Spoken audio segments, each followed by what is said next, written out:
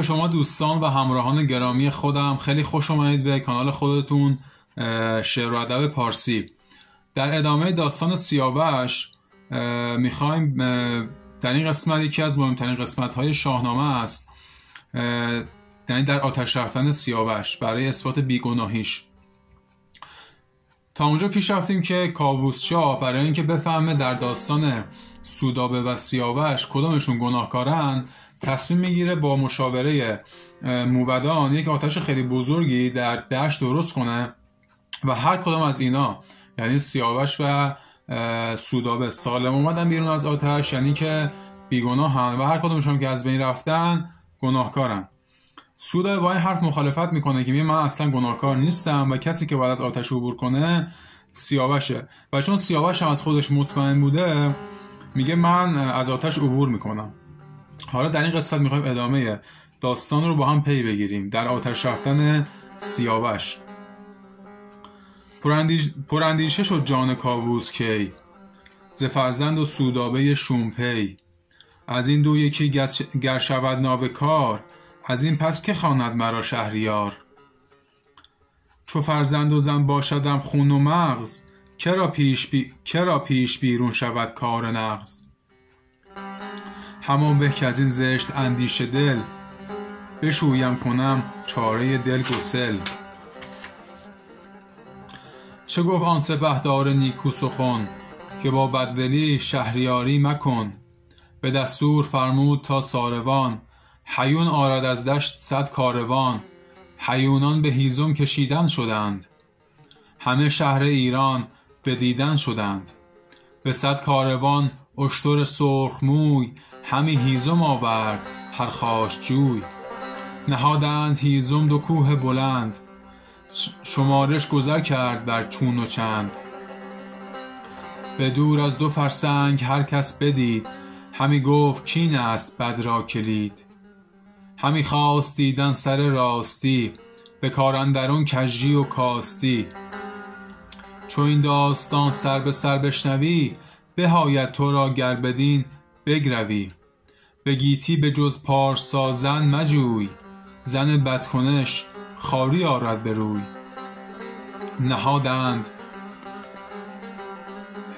نهادند بر دشت هیزم 2 کوه، جهانی نظاره شده همگروه.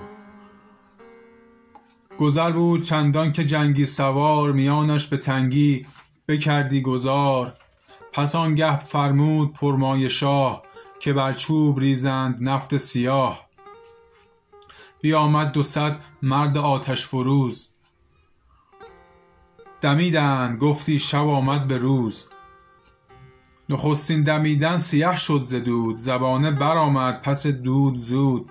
زمین گشت روشن‌تر از آسمان، جهانی خروشان و آتش دمان. سراسر همه دشت بریان شدند، بدان چهر خندانش گریان شدند. سیاوش بیامد به پیش پدر، یکی خود زرین نهاده به سر.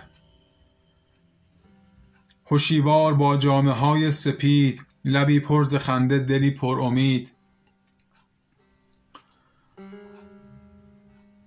یکی بارگی برنشسته سیاه، همی گرد نعلش برآمد به ماه. پراگند کافور بر خویشتن، چنان چون بود ساز و رسم کفن.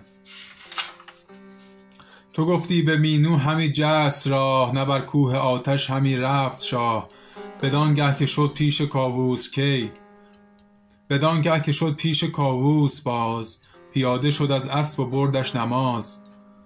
سیاوش بدو گفت اندوه مدار، که از این سان بود گردش روزگار.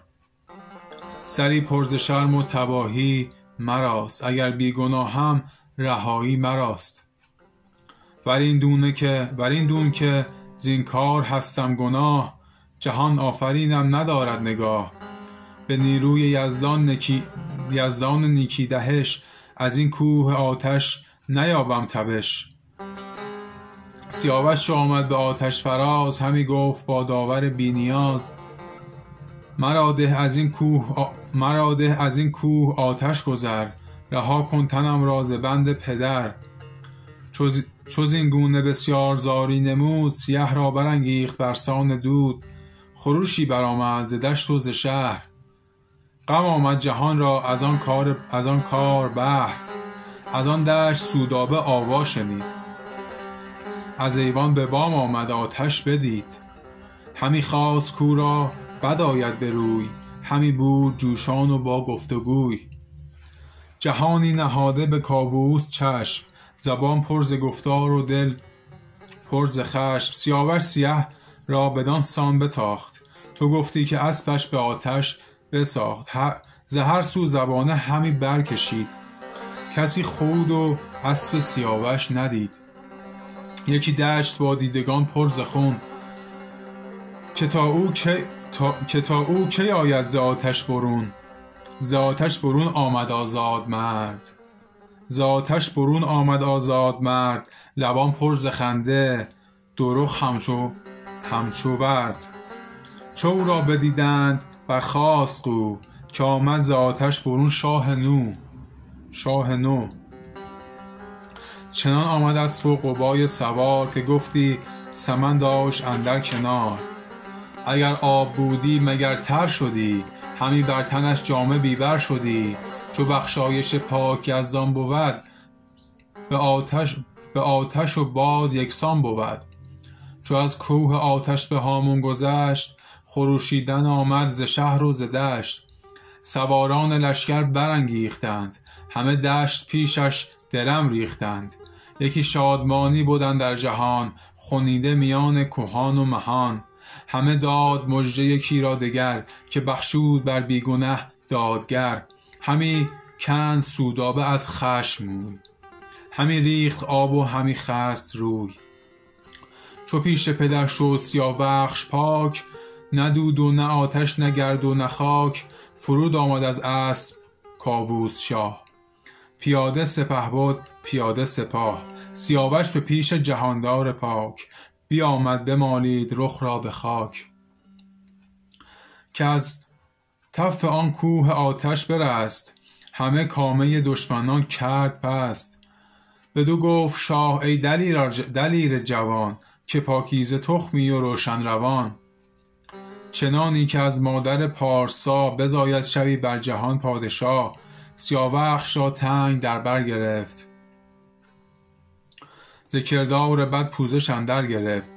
به ایوان خرامید و بنشست شاد، کلاه کیانی به سر بر نهاد.